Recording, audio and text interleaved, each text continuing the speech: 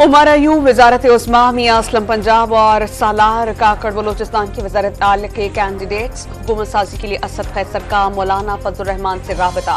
PTI मुबैना धांधली के खिलाफ हफ्ते को एहतजाज करेगी। नून लीग हुकूमत बना रही है, मौलाना फजलुर रहमान को मनाने की जिम्मेदारी भी उन्हीं की बनती है। रहनुमा पीपल्स पार्टी नैयद बुखारी की डॉन न्यूज से गुफ्तगू। दावा किया कि बलोचिस्तान में वज़ीर आला पीपल्स पार्टी का होगा।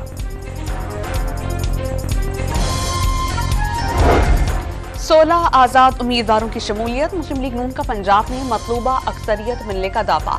मखसूस नशिस्तों के साथ तादाद 191 हो जाएगी।